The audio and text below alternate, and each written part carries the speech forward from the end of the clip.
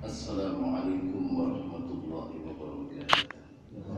Waalaikumsalam warahmatullahi wabarakatuh. Bismillahirrahmanirrahim. Alhamdulillahirabbil alamin wassalatu wassalamu ala asyrafil anbiya'i wal mursalin sayyidina wa maulana Muhammadin wa ala alihi wa sahbihi ajma'in. Amma ba'du.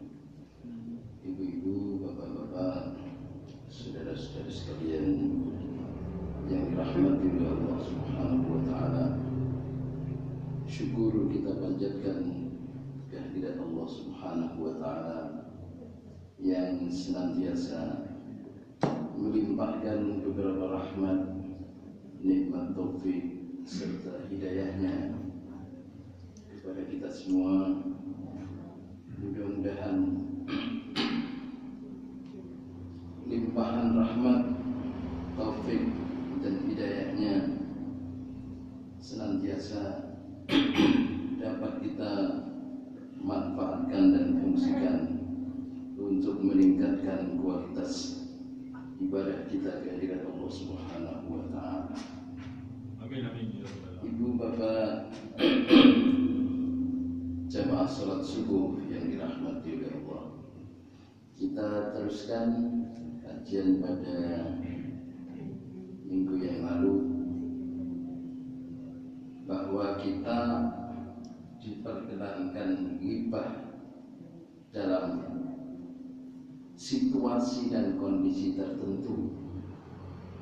Itu pun kalau masih ada kemungkinan untuk tidak ghibah, kita pun juga masih dilarang untuk berghibah. Yang kita teruskan pada urutan yang ke-9, watasi'uha. Yang ke-9 adalah at-tahdhiru minasyarri. Jadi usaha untuk memberikan peringatan, memberikan rasa takut minasyarri kepada seseorang untuk berbuat kejelekan. Fa'idha ra'aita, ketika panjenengan sedaya menyaksikan sahson kepada seseorang yuridu, yang menghendaki al-ijtima'a, berkumpul, ma'aman, terhadap seseorang, lahu, yang memiliki uyubun, iki mendeko aib, fayajuzu mongko wenang, mongko boleh, hukumnya boleh, laka dumateng panjenengan sedaya, antat kuro, untuk mengungkapkan, untuk menyebutkan uyubahu, berbagai aib seseorang tersebut. Upaya untuk mengungkapkan beberapa aib orang tersebut idza lam yankif, jikalau sudah tidak memungkinkan ada jalan, ada cara, biduni dzikriha, kecuali dengan cara menyebutkan aib itu. Illa wa illa, tetapi jikalau tidak, artinya jikalau masih ada cara lain yang sekiranya bisa dilakukan tanpa harus menyebutkan aib itu, haram, maka menyebutkan aib itu tetap hukumnya haram. Jadi saya dipahami ya,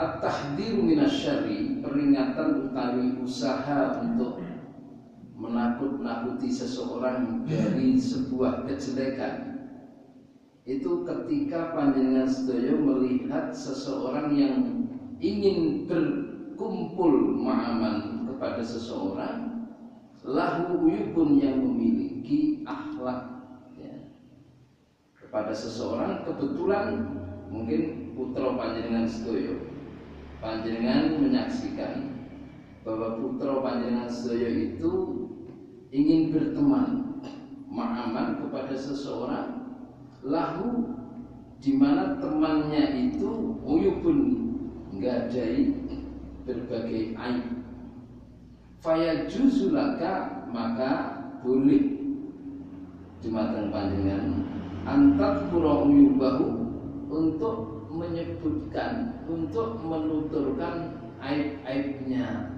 temannya anak itu. Kalau anak saya bergaul dengan dia bahaya, maka panjenengan sedaya boleh menyebutkan iki lho nak, nek awakmu bergaul dengan dia itu bahayanya kayak gini. Soalnya teman yang akan sampai jadikan ya, pergaulan itu siji duweni aib iki. Tapi dia kudu objektif, bukan asal ditambah-tambah gitu. Loro aibnya iki, dia peminum misalkan, dia pencuri misalkan, dia pembohong, itu sudah kelas berat. Kalau tidak melakukan itu, jangan sampai aib itu ditunjukkan. Jadi, ini itu boleh, itu disampaikan, dituturkan, disebutkan aib-aib itu kepada anaknya dalam konteks memberikan peringatan utawi menakut-nakuti anaknya agar putra panjenengan sedaya tidak terjebak di dalam perbuatan itu. Di dalam yankif biduni dzikriha, yang seperti itu boleh dilakukan, tetapi syaratipun tidak ada cara lain, boten-boten cara atau metode lain biduni dzikriha kecuali dengan cara menyebutkan. Wa illa, jikalau masih ada cara lain tanpa harus menyebutkan, maka menyebutkan kalau adalah haram. Ya bahaya. Terus panjenengan sudah untuk merenungkan. Kira-kira kalau saya tidak menyebutkan aib calon temannya anak saya, tetapi tanpa menyebutkan itu anak saya sudah takut untuk bergaul dengan dia. Tanpa menyebutkan, tapi anak saya, sederhananya contohnya anak kita, anak saya sudah takut untuk bergaul dengan dia. Masih ada cara lain yang harus saya gunakan untuk menakut-nakuti anak saya agar tidak terjebak pada perbuatan kejelekan. Kalau masih ada jalan lain, panjenengan menyebutkan aibnya orang itu, hukumnya haram. Tetapi kalau sudah tidak ada jalan lain, itu dijelaskan kayak apa saja anak saya itu nggak paham, tetap saja ingin berteman kepada orang yang potensi berbuat perbuatan kejelekan. Kenapa potensi berbuat kejelekan? Jelas karena orang itu yang akan dijadikan teman itu adalah orang yang terhimpun di dalamnya berbagai aib-aib dalam hal perilaku dan akhlaknya. Ini akan sangat membahayakan sekali. Kok sekiranya dijelaskan putra panjenengan sedaya itu misalkan jangan berteman dengan dia karena ini membahayakan, diulang-ulang tidak percaya, diulang-ulang kemudian tidak mengikuti apa yang kita sampaikan, maka menyebutkan aibnya itu tidak apa-apa. Ini syaratnya kalau masih ada jalan untuk menjelaskan anak itu sehingga anak pulau panjenengan itu menjadi menghindar dari sebuah kejelekan, masih ada jalan untuk tidak menyebutkan aibnya, maka menyebutkan aib orang itu hukumnya adalah haram. Wa asyiruha, yang ke-10, ghibatu madharil bid'ah. Jadi ghibah, menggunjing orang yang terang-terangan menunjukkan bid'ahnya. Jadi misalkan al bid'ah itu atasipun bid'atun itu menciptakan. Jadi menciptakan sebuah agama baru, menciptakan sebuah ajaran baru di dalam Islam itu. Misalkan saya ngaji, yang sesungguhnya itu tidak ada hadisnya dan itu tidak ada teksnya Al-Quran. Misalkan saya kemudian waqala Rasulullah SAW, kalau karena saya bisa bahasa Arab, lalu saya kemudian mengarang dengan bahasa Arab, seakan-akan itu kemudian rawahu, mengatakan bahwa itu hadis Rasulullah. Dan itu betenang, itu nambah ajaran yang sesungguhnya ajaran itu betul-betul. Jadi praktek ajaran Islam yang wonten dasarnya itu adalah bid'ah. Tapi apakah bid'ah itu lalu dipahami dengan cara yang sangat letterlek kaku? Misalkan didik hadihi bid'ah, ini bid'ah, hadihi musyrikah, ini musyrik. Nah, ini bahaya. Satu sisi bid'ah itu juga berbahaya, tetapi di satu sisi mengklaim tindakan bid'ah itu juga berbahaya. Sebab dalam berbagai hal itu tidak selalu harus langsung letterlek itu ada dasar hukumnya. Qurannya mana, hadisnya mana? Kalau tidak ada Quran dan hadisnya, maka itu kemudian dianggap bid'ah. Susah.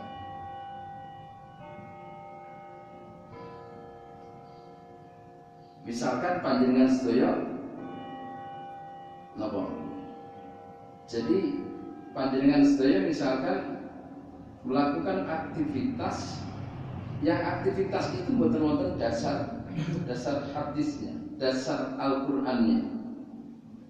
Misalkan panjenengan sedaya membaca tahlil. Itu tahlil itu dianggap sebagai bid'ah.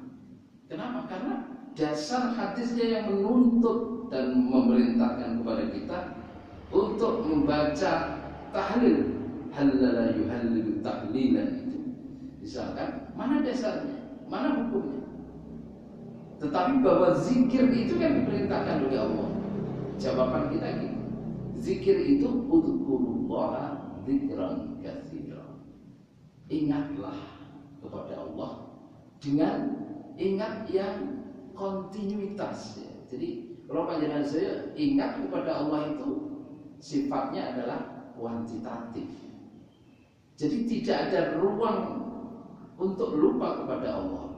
Jadi kalau panjenengan saya harus berzikir itu maksudnya adalah ingat kepada Allah. Ingat kepada Allah itu melalui berbagai sifat-sifatnya, melalui berbagai kalimat-kalimat thayyibah yang kira-kira bisa menghubungkan spiritualitas kita, hati kita di mata Allah Subhanahu wa taala. Jadi kata-kata udzukurullaha dzikran katsira, berzikirlah panjenengan sedaya dengan zikir yang intensif. Jadi lisannya juga berzikir, perilakunya juga berzikir, dan amalnya, amal aktivitasnya itu adalah melakukan aktivitas yang kira-kira itu dicintai oleh Allah Subhanahu wa taala. Itulah zikir yang sesungguhnya. Sehingga ruang dan waktu yang kita lakukan hampir mengekspresikan bahwa panjenengan saya itu berzikir kepada Allah. Nah, menawi panjenengan saya membaca tahlil, membaca tahmid, membaca takbir, membaca istighfar, itu adalah kalimat-kalimat thayyibah yang orientasinya adalah mengingatkan kita kepada Allah, menghubungkan diri kita kepada Allah Subhanahu wa taala. Astaghfirullahaladzim. Ya Allah, aku memohon ampun kepada yang maha agung. Astaghfirullah, aku memohon maaf, aku memohon ampunan Allah kepada Allah Al-Azim yang maha agung. Subhana Rabbiyal Azimi wa bihamdi. Maha suci Allah, maha suci Engkau ya Allah, Al-Azim wa bihamdi yang maha agung, dan dengan memujinya. Jadi panjenengan saya bertasbih itu juga dalam rangka Bagaimana kita betul-betul berhusnudon kepada Allah bahwa Engkau Maha Suci. Karena itu kita lalu kemudian bertasbih, lalu kemudian kita membaca tahmid, lalu kemudian kita membaca takbir.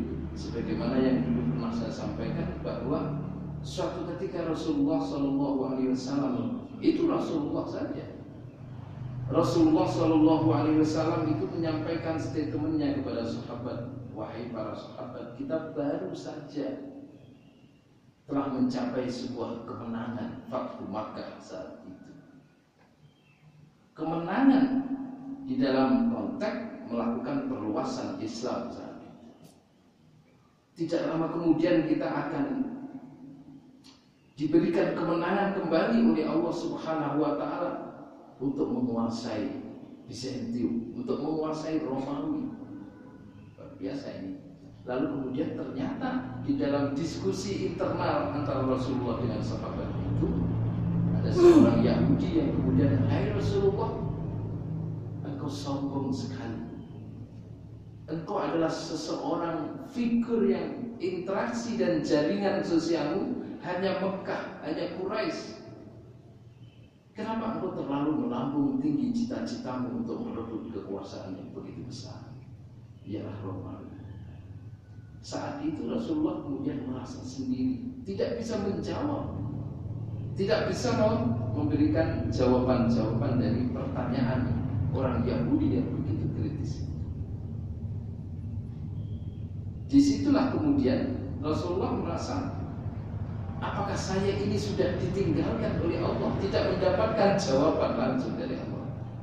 Jadi lalu kemudian kata-kata yang sering kita baca di dalam surat Ad-Duha, "Wadduha wal laili idza saja, ma wadda'aka rabbuka wa ma qala." Ma wadda'aka. Wadda' itu perpisahan. Tidaklah Tuhanmu akan meninggalkan engkau ya Rasulullah, apalagi membenci. Jadi engkau adalah seorang nabi pilihan, engkau adalah seorang nabinya nabi. Engkau betul-betul menjadi nabi yang terpilih. Bahkan aku mengisrakan engkau dalam konteks memberikan keyakinan seyakin-yakinnya bahwa engkau adalah Rasul. Luar biasa. Jadi di situ kemudian disindir oleh Allah, ma wadda'aka rabbuka. Tuhanmu wahai Rasulullah tidak akan pernah meninggalkan kamu. Wa ma qala, apalagi membenci. Wadduha ma wadda'aka rabbuka wa ma qala wal akhiratu khairun wa abqa.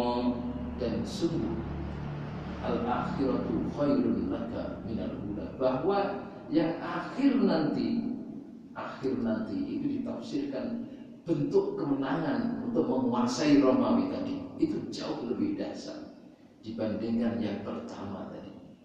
Jalan kemenanganmu untuk menguasai Makkah nanti akan jauh lebih hebat. Walal akhiratu khairun laka minal ula wala sawfa yu'tika rabbuka fatarda. Dan Tuhanmu kelak akan memberikan anugerah kepadamu, fatarda, dan engkau akan merasa puas dan merasa senang ketika itu. Sekalipun engkau wahai Rasulullah saat mencapai kemenangan itu, sesungguhnya engkau sudah tidak ada lagi dalam kehidupan dunia, karena Romawi itu dikuasai oleh Islam ketika itu Rasulullah sudah wafat. Tetapi diinformasikan di dalam Al-Quran bahwa Rasulullah akan mencapai titik kebahagiaan saat Rasulullah sudah bisa menguasai Romawi. Ini menggambarkan bahwa ada kelengahan sedikit saja Rasulullah mendapatkan kritik, padahal Rasulullah logikanya tidak mungkin Rasulullah kemudian melupakan kepada Allah. Karena itu zikir ini sesungguhnya adalah untuk menjembatani agar umat manusia itu tidak melupakan kepada Allah Subhanahu wa Ta'ala, sehingga berzikir itu menjadi universal. Zikir itu menjadi kepentingan dan kebutuhan semua umat manusia. Bentuknya zikir itu dari kata zakara, eling, misalkan yang Jawi ini mengatakan sing penting eling gitu kan. Bapak kula kan tidak sing penting eling aja sampai lali karo pengiran. Ini menggambarkan di mana saja kula panjenengan saya zikir. Zikir itu dengan cara eling dumateng sifat-sifat Allah. Semakin banyak referensi pengetahuan kula panjenengan sedaya tentang mahwallah, sinten sesungguhnya Allah Subhanahu wa taala, itu semakin luar biasa. Sifat-sifatnya dikenali, kemuliaannya dikenali, kedermawanannya dikenali. Coba bagaimana tidak dermawan Pak Allah? Wa ma min dabbatin fil ardi illa 'ala Allah rizquha. Sapa sing maringi rezeki dumateng kula panjenengan? Tidak satupun makhluk yang bergerak ini illa 'ala Allah rizquha, kecuali jaminan rizkinya itu adalah Allah Subhanahu wa taala. Wa ya'lamu mustaqarraha, dan Allah mengetahui mustaqarraha, endi panggonane. Panjenengan panggon teng pundi? Ya, masing-masing kula panjenengan sudah teridentifikasi manggoni teng pundi.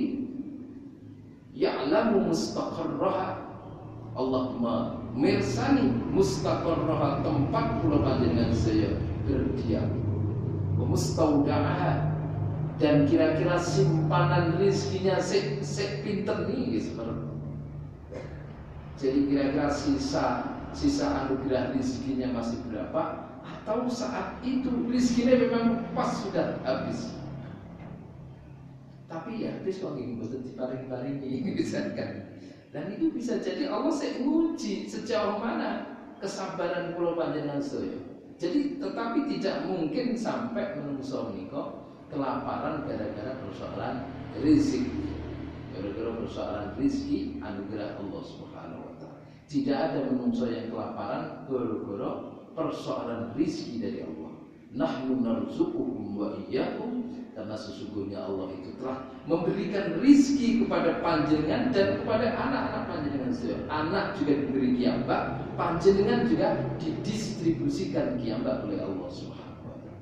Karena itu jangan khawatir, wala taqtulu khasyata imlaq, janganlah engkau membunuh anak-anakmu karena wedi miskin misalkan. Nahnu narzuquhum, sebab apa? Kami Allah sudah memberikan rizki kepada anak-anakmu, wa iyyakum, demikian juga dumateng panjenengan sedaya.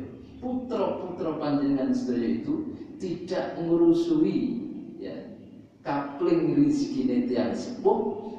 Atas dasar itu maka sesungguhnya putra-putra panjenengan sedaya itu sampun gadah rizki kiambak saking Allah Subhanahu wa taala. Begitu luar biasanya Allah. Inilah yang membuat pulau panjenengan sedaya menjadi sangat cintanya luar biasa kepada Allah, sehingga kemudian Rasulullah mengajari kita untuk bertasbih. Tasbih itu biar pulau panjenengan sedaya boten gadah dugaan sedikit pun atas sisi-sisi negatif buatan Allah Subhanahu wa taala.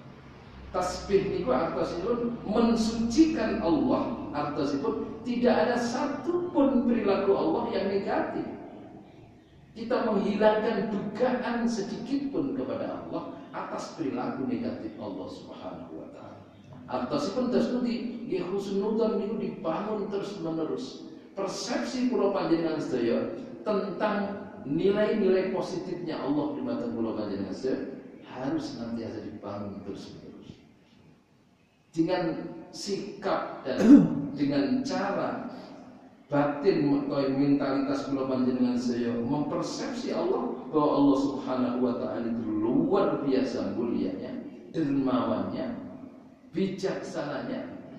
Tidak satu pun ada sisi negatif yang kita persepsikan kepada Allah, itu luar biasa. Jadi kata Allah, aku itu tergantung kepada persepsi makhluk tentang aku. Kalau makhlukku mempersepsi, menyangka bahwa aku itu negatif, maka persepsi itu akan mantul kembali kepada hamba itu. Ialah persepsi negatif itu. Tapi kalau hambaku mempersepsi menyangka tentang diriku bahwa diriku adalah sebuah akumulasi kebaikan, maka persepsi kebaikan hamba kepada Allah itu juga akan memancar kembali, dipantulkan kembali oleh Allah. Persepsi positif itu sehingga memunculkan kepositifan dalam hidup manusia. Jadi kalau kula panjenengan saya menduga dan mempersepsi bahwa Allah itu luar biasa hebatnya, positifnya, maka Allah pun juga akan memantulkan kebaikan itu di batang kula panjenengan saya.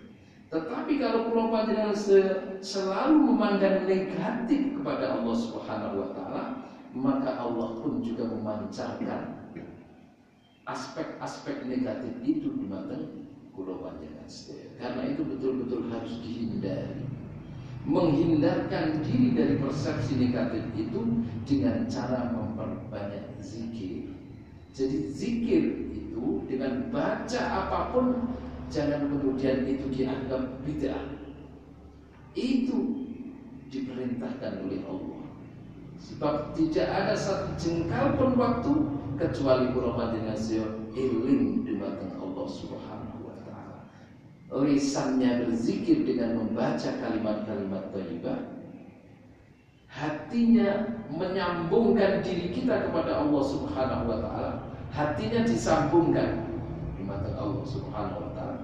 Perilaku dan aktivitas kula panjenengan sedaya adalah melakukan aktivitas-aktivitas yang positif, yang kira-kira Allah cinta dan menyenangi terhadap aktivitas kula panjenengan sedaya. Jadi zikirnya sudah 3 level ini. Lisannya zikir, hatinya iling dumateng Allah, perilakunya melakukan aktivitas-aktivitas yang dicintai oleh Allah Subhanahu wa taala. Perbuatan itu kalau panjenengan saya lakukan, ketoke boten enten dasare, tapi dasar umumnya adalah perintah untuk berzikir. Nah, apakah melakukan aktivitas itu lalu kemudian dianggap bid'ah?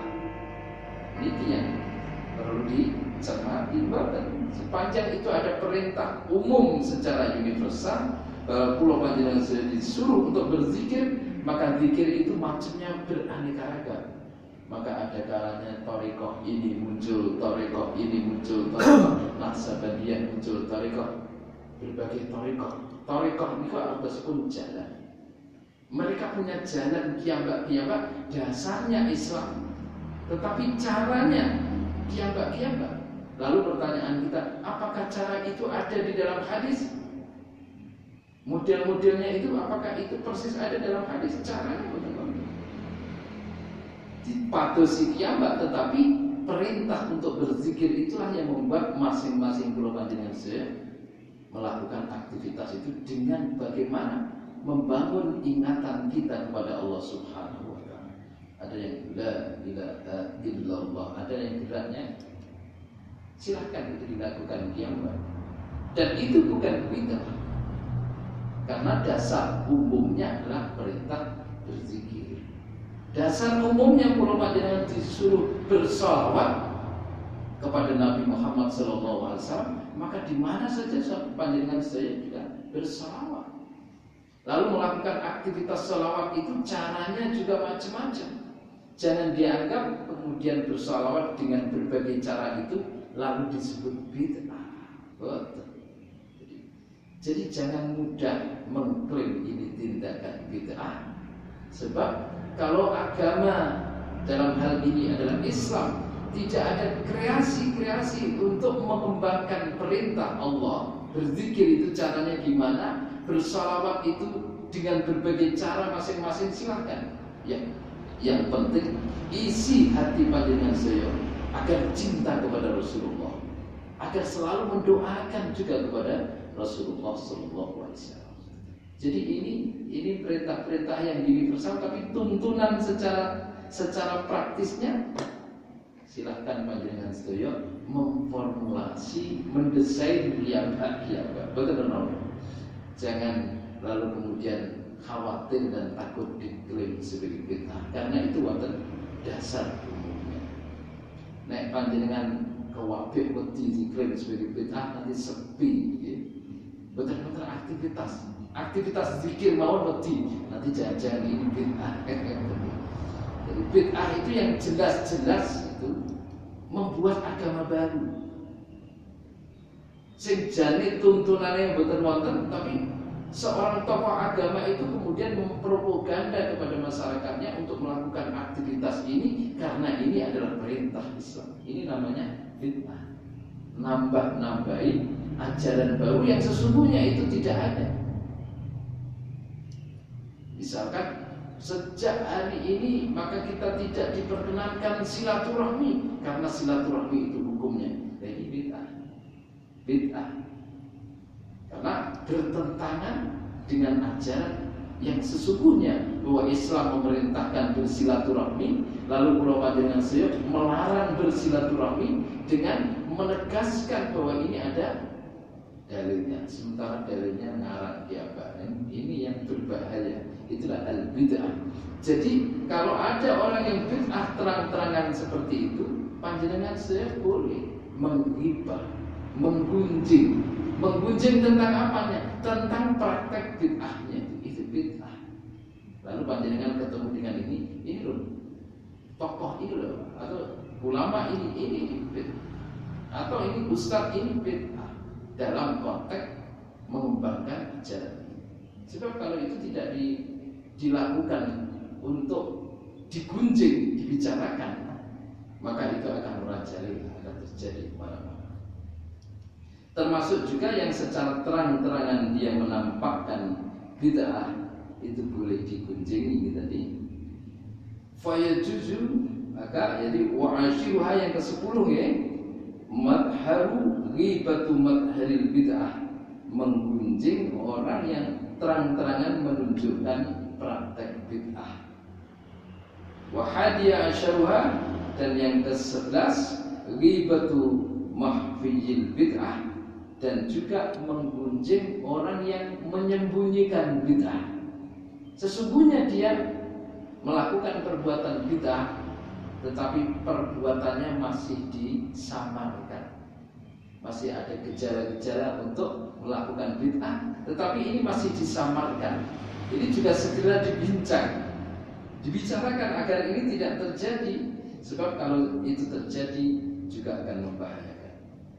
Wasani asyara, dan yang ke-12 adalah dzikru masawil khasab, menyebutkan kejelekan lawan,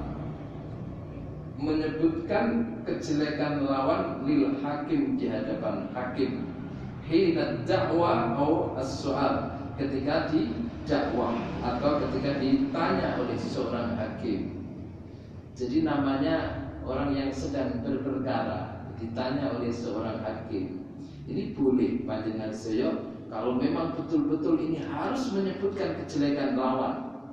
Lawan itu kan ya namanya ada yang terdakwa dan yang pendakwa, ada yang memperkarakan dan yang diperkarakan. Ini kan lawan. Apakah benar kita melakukan itu? Kalau kita memang tidak melakukan, katakan sesuatu yang benar, sekalipun perkataan kita yang benar itu adalah menjatuhkan musuh. Dalam hal ini adalah lawan di dalam persidangan. Jadi kita sampaikan di depan hakim, kalau apakah yang kita sampaikan kebenarannya itu menyinggung dan menggunjing kepada lawan, menikah tidak jadi persoalan, diperkenankan di dalam Islam. Watilka wasalisu asyaraha, dan yang ke-13 antashku az-zalima ilal qadi. Panjenengan sedaya boleh jadi mengungkap tindakan aniaya, tindakan kezaliman ilal qadi, kepada sebuah qadi, kepada sebuah hakim, atau al-wali, atau kepada pengaman. Al-wali itu bisa di keamanan yang lain. Fatadkura uyubahu, panjenengan boleh menyebutkan tentang aib-aibnya seorang yang zalim itu di hadapan hakim, karena memang dalam hal ini panjenengan sedang dalam persidangan. Jadi boleh jadi mengungkapkan kejelekan orang yang aniaya, berbuat aniaya kepada panjenengan sedaya. Namanya mempertahankan kebenaran itu harus apapun dilakukan. Sebab kalau kita tidak mengungkapkan atas perbuatan-perbuatan aniaya dan perbuatan-perbuatan zalimnya itu, maka bisa jadi panjenengan yang akan dikenai sanksi. Jadi ini boleh. Jadi meskipun panjenengan sebaik-baik orang seperti apapun, misalkan ngapunten Pak Hakim sing salah itu sejatosipun kula. Dalam kondisi, kalau memang gitu ya nggak usah di persidangan, langsung saja antar kekeluargaan. Jadi kula nyuwun ngapunten sakmenika wis pendekatan kekeluargaan mawon boten usah adik sidang di peradilan. Aduh sudah sidang di peradilan, sudah menghabiskan banyak biaya, sudah disaksikan banyak orang. Jelas-jelas orang itu, orang yang zalim itu telah berbuat banyak aniaya kepada kita misalkan. Lalu ketika dalam proses persidangan panjenengan mengatakan bahwa sesungguhnya yang salah itu saya, karena saya api-api itu yang dia ngaku kesalahan, padahal dia posisinya benar. Lalu kemudian orang yang zalim ini semakin zalim, semakin parah kezalimannya, karena dia sudah salah, sudah berbuat aniaya, tetapi dalam persidangan ternyata dia dimuliakan oleh orang yang terzalimi itu. Jadi orang yang terzalimi tadi sehingga tidak bisa menegakkan kebenaran dalam sebuah peradilan itu. Ini kalau panjenengan saya tidak diperkenankan. Kita harus tegas. Kalau urusan benar dan salah harus tegas. Kita harus menyampaikan bahwa si A itu telah berbuat aniaya kepada saya 1, 2, 3, 4. Disampaikan digunjing ini di depan al-qadhi, di depan hakim, boten masalah. Asalkan memang yang kita sebutkan itu adalah objektif, apa adanya.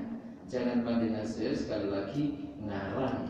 Ngarang itu tentu tidak diperkenankan. Ini akan sangat membahayakan. Jadi mengungkapkan tindakan-tindakan kezaliman aniaya seseorang kepada seorang hakim, fatadkur uyubahu, boleh ya? Panjenengan siap menuturkan aib-aibnya orang yang telah berbuat aniaya itu kezaliman. Tapi nek panjenengan menuturkan aibnya pada orang yang telah berbuat kebenaran, itu dosa besar, itu haram. Tetapi nek menuturkan aib-aibnya orang yang telah berbuat kezaliman dumateng panjenengan sedaya di depan hakim, menika diperbolehkan. Wa rabi'u asyaraha, dan yang ke-14 adalah ghibatul kafir al-harbi. Jadi menggunjing tindakan orang kafir al-harbi yang memerangi panjenengan sedaya. Sekarang itu kira-kira wonten mboten kafir al-harbi, kafir yang memerangi panjenengan sedaya. Nggih, nek dikatakan tidak ada nggih, salah juga. Nek dikatakan ada secara terus terang nggih, angel goleki. Madosi sing ndi sing jenenge kafir sing merangi kula panjenengan sedaya dalam kondisi sekarang ini. Karena itu kita juga harus waspada. Kira-kira kalau ada orang kafir, ya jenenge orang kafir kan berbeda kepercayaan di mata kula panjenengan sedaya. Kula panjenengan sedaya percaya wontene Allah ingkang Maha Esa, Maha Tunggal itu, sementara orang kafir boten percados sama sekali tentang keberadaan Allah Subhanahu wa taala. Ini sudah berbeda. Misinya juga berbeda. Kalau dia betul-betul kafir, betul-betul ateis, betul-betul boten percaya kepada Allah Subhanahu wa taala, pasti ini berbeda misi dengan kula panjenengan sedaya. Nek berbeda misi, pada suatu kesempatan nanti dia juga akan memusuhi kepada kita. Karena mungkin saat ini dia belum ada ruang untuk melawan kula panjenengan sedaya. Karena itu dalam kondisi seperti ini kita juga tidak boleh mengklaim bahwa itu dia adalah kafir harbi, boten saged mengklaim, tapi kula panjenengan sedaya nggih hati-hati. Benten nggih tiyang sing boten paham tentang ajaran Islam, tentang ajaran tauhid, dengan orang yang paham tentang Islam tetapi dia kufur, berbeda. Kalau tiang betul-betul boten paham tentang tauhid, dia tidak percayanya kepada Allah itu karena ketidakfahamannya. Dan ini juga tidak membahayakan orang seperti ini. Dia memang nggak paham tentang Allah. Kalau dia tidak paham kepada Allah Subhanahu wa taala, di kapak-kapaknya diboten memahami. Tetapi sesungguhnya hatinya itu kalau dia paham kepada Allah, dia akan yakin dan akan bertauhid. Ini berbeda dengan orang yang nyata-nyata sangat cerdas, pinter, dan dia sesungguhnya juga paham tentang tauhid, tetapi dia tidak mau mempercayai kepada Allah Subhanahu. Ini yang disebut dengan kufur. Jadi kufur itu keyakinannya sama sekali tidak mau membuka hatinya untuk yakin dan percaya dumateng Allah Subhanahu wa taala, sekalipun sesungguhnya intelektualitasnya dan hatinya tahu dan memahami Allah, siapa sesungguhnya Allah. Misalkan ada seorang orientalis namanya Snot Berbagi, dia itu memahami Islam luar biasa. Dia belajar tentang sholat saja 17 tahun, luar biasa. Tetapi karena hatinya ini tidak dianugerahkan oleh Allah, tidak dianugerahi oleh Allah hidayah, dikapak-kapakkan, sekalipun intelektualnya untuk memahami Islam luar biasa hebatnya, tetapi hatinya tetap betul-betul iman kepada Allah Subhanahu wa taala. Orang yang seperti ini juga berbahaya. Tapi kalau orang karena memang belum paham terhadap tauhid, itu sama sekali tidak berbahaya, tinggal mengarahkan saja. Jadi kalau panjenengan saya harus betul-betul waspada bahwa siapa sesungguhnya orang yang disebut dengan kafir harbi. Al-harbi, ada kafir al-dhimmi. Kafir dhimmi itu kafir yang sudah tidak memerangi primatang panjenengan sedaya. Agamamu ya agamamu, agamaku ya agamaku. Aku melakukan ini karena pilihan saya, dan saya sudah tidak ada misi, tidak ada kepentingan untuk mengkafirkan orang-orang Islam ke dalam keyakinan kekafiran saya. Dia betul-betul wis bebas. Agamamu ya agamamu, agamaku juga agamaku. Jadi kalau dia orang kafir yang harbi itu, dia punya misi, ingin membebaskan dari semua orang, jangan sampai memiliki keyakinan terhadap Allah Subhanahu wa taala. Tapi kalau kafir dhimmi itu betul-betul sudah lunak, tidak memerangi panjenengan sedaya dan tidak mengintervensi keyakinan dan keimanan panjenengan sedaya, mereka membebaskan. Kalau demikian, maka hukumnya menghibah kepada kafir dhimmi itu hukumnya apa? Fatah rimu ghibatuhu. Jadi menggunjing, ngerasani orang kafir dhimmi itu hukumnya haram. Tapi nek kafir harbi ini boleh. Dalam hal apa? Hati-hati kalau mau digunjing itu loh. Orang itu bahaya ini. Jadi tentang aib-aib, tentang gejala-gejala tindakan yang kira-kira membahayakan umat kula panjenengan boleh digunjingnya. Jadi dengan syarat nyata-nyata yang bersangkutan adalah kafir harbi. Ghibatul kafiri al-harbi boleh. Amma ghibatul kafir al-dhimmi fatahrimu ghibatuhu, maka ghibahnya, menggunjingnya adalah haram kalau itu kafir dhimmi. Wa khamisu asyaraha, dan yang ke-15 adalah ghibatul murtad, menggunjing ngrasani tiang-tiang ingkang medal saking Islam. Murtad itu boleh. La tariku shalah, jangan sampai salah paham bahwa yang disebut murtad itu adalah orang yang meninggalkan sholat. Jadi ghibatul murtadi, menggunjing tiang-tiang murtad itu boleh, tetapi la tarikus sholat al-mafruḍah, bukan orang yang meninggalkan sholat fardu.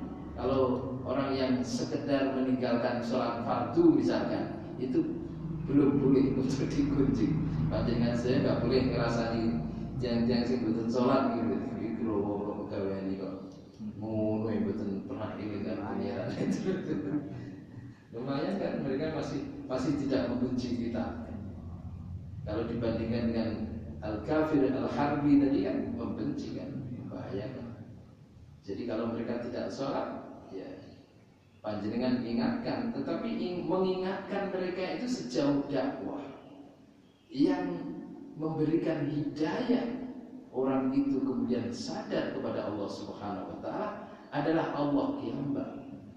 Karena itu Rasulullah Qiyambak juga pernah dikritik oleh Allah, lasta alaihim bimusaitir illa man tawalla wa kafar. Itu duduk wilayahmu Rasul, untuk menyadarkan orang menjadi sadar, mendapatkan petunjuk kepada Allah. Itu bukan wilayahmu. Wilayahmu itu adalah tabligh, menyampaikan risalahku, misiku. Asalkan engkau Rasulullah mendakwahkan misi keagamaanku kepada masyarakat, sudah.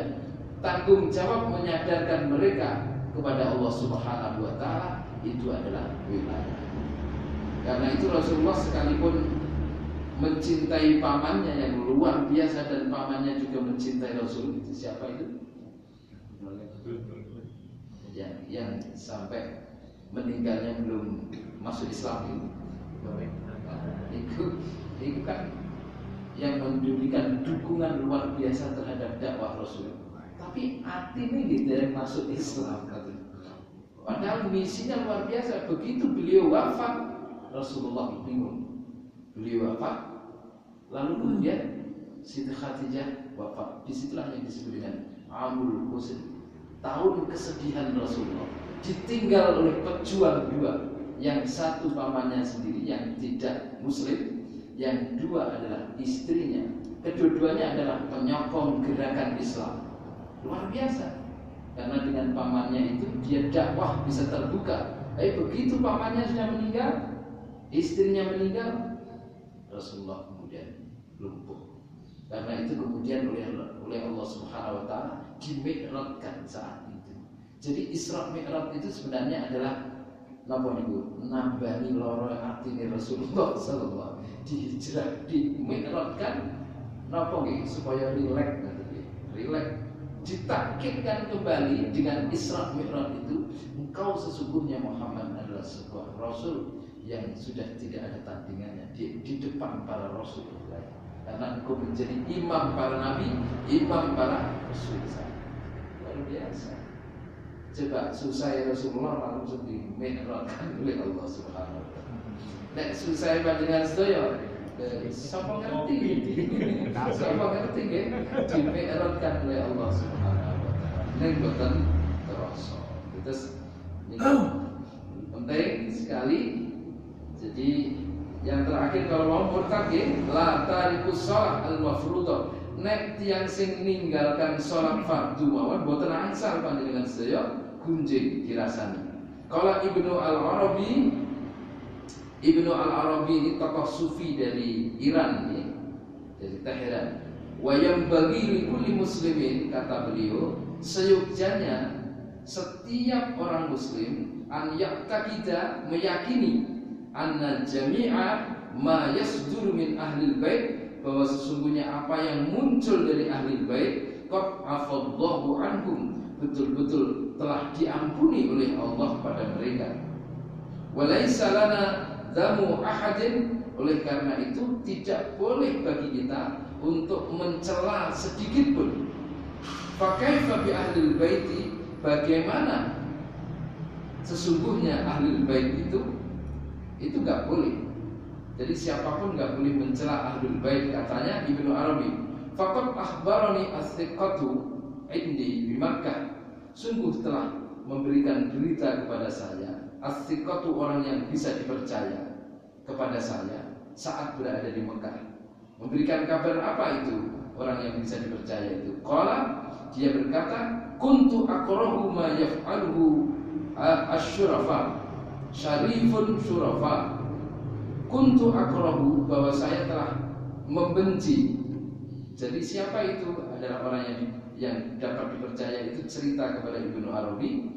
Kuntu akrahu, bahwa aku telah membenci ma yaf'aluhu asy-syurafa, apa yang telah dilakukan oleh asy-syurafa. Syurafa niku jamak dari syarif. Syarif ini kan berarti keturunan Rasulullah, Ahlul Bait. Nek putri dinamakan Syarifah, nek putra dinamakan Syarif, jamaknya Syurafa di Makkah. Jadi orang yang dapat dipercaya itu bercerita kepada Ibnu Arabi, ceritanya aku telah membenci apa saja yang telah dilakukan oleh Asy-Syurafa, keluarga Rasulullah di Mekah. Finnas, ya, kepada manusia. Jadi aku telah membenci apa saja yang dilakukan oleh Syurafa di Mekah kepada manusia. Fara'aitu fin naum, dan saya bermimpi Fatimah binti Rasulullah sallallahu alaihi wasallam, bahwa Fatimah binti Rasulullah itu sinten? Putri ini, putri Rasulullah sallallahu alaihi wasallam, wa hiya mu'ridatun, dia tidak mau menoleh kepada orang yang dipercaya tadi, yang benci kepada Syarif tadi. Mu'ridah itu berpaling. Jadi dia dalam mimpinya itu ketemu Fatimah, lalu Fatimah itu menyingkur kepada orang yang dipercaya Ibnu Arabi tadi. Fasalimtu 'alaiha wa sa'altuha, lalu aku ucapkan salam kepada Fatimah dan aku bertanya kepada Fatimah itu. Fasalimtu 'alaiha wa sa'altuha min i'radiyah, dari alasan kenapa sih Fatimah itu kok kemudian menyingkur dari saya. Faqala, lantas Fatimah menjawab, innaka taqa'u fis syurafa, karena engkau selalu menggunjing keturunan Rasulullah. Jawabnya Fatimah kepada orang yang dapat dipercaya tadi mengatakan segini. Faqultu laha, lantas saat itu juga orang yang dapat dipercaya itu, faqultu laha, aku berkata kepada Fatimah, ya sayyidati, wahai Fatimah, tuanku yang mulia, amatarina ma yaf'aluna finnas, apakah engkau menyaksikan langsung apa yang dilakukan Syurafa tadi, keturunan Rasulullah kepada manusia di Mekah itu? Faqala, maka menjawablah Fatimah, alaisa hum abna'i, bukankah mereka adalah keturunanku? Fatimah mengatakan, kamu jangan mencela apa-apa yang mereka lakukan kepada manusia di Mekah itu. Mereka semua itu adalah keturunanku. Fatimah mengatakan, faqultu laha, lantas saya berkata kepada Fatimah, minal an, sejak sekarang, tubtu, aku bertobat, saya mohon maaf Fatimah. Ketika itulah maka fa'aqbalat alayya, sejak itulah maka Fatimah kemudian mau menghadap kepada orang yang dapat dipercaya, cerita kepada Ibnu Arabi itu. Fa'astaiqatu, lantas terbangunlah mimpi saya. Jadi orang yang dapat dipercaya itu setelah dimaafkan oleh Fatimah, lantas orang yang dapat dipercaya tadi cerita kepada Ibnu Arabi itu terbangun. Dzikra hadhil kisah ini diambilkan, ya, disebutkan Ahmad As-Suhaimi oleh Ahmad As-Suhaimi fi kitabi Lubabit Talibin, di dalam kitab Lubabit Talibin. Jadi menggambarkan saelek-elek Syarif atau Syurafa itu mulia karena dia adalah keturunan Rasulullah. Ojo sampai panjenengan riba menggunjing mereka, karena menggunjing mereka itu sudah berarti menggunjing Rasulullah sallallahu alaihi wasallam. Saelek-elek mereka adalah mulia karena keturunan Rasulullah sallallahu alaihi wasallam. Doanya makbul, dikabulkan. Saya punya ini Habib, ya, turunan kalau ditelusuri itu di kampus, ya, banyak ditertawakan karena memang lucu, dia orangnya lucu. Jadi kalau dengan teman-temannya sering ditertawakan. Tapi kalau dia punya hajat apapun, luar biasa. Tidak ada hajatnya yang terhalangi. Jadi saya juga merasakan getaran itu bahwa dzurriyyahnya Rasulullah itu luar biasa. Karena itu apapun yang ia lakukan sepanjang panjangnya sedaya saged mengarahkan, saged tawasawil haqi, saling nasihati tentang kebenaran, monggo dilakukan. Tapi jangan sampai menggunjing mereka, ngerasani mereka sama halnya dengan ngerasani Rasulullah SAW. Mudah-mudahan kajian kita tentang bab boleh menggunjing dengan beberapa aturan itu, tapi mengatos dulu sing apik ini boten usah gunjing, tetapi terpaksa itu ada 15 ruang yang kula panjenengan saya saged masuk gunjing itu, asalkan panjenengan saya sudah tidak ada alternatif lagi kecuali harus menyebutkan itu boleh. Seperti yang kita baca 15 hari itu, mudah-mudahan kita mendapatkan berkah dari kajian-kajian yang selalu kita lakukan dan selalu kita amalkan, dan mudah-mudahan Allah selalu beridhoi kepada kita. Ihdinas siratal mustaqim. Assalamualaikum warahmatullahi wabarakatuh. Waalaikumsalam warahmatullahi wabarakatuh.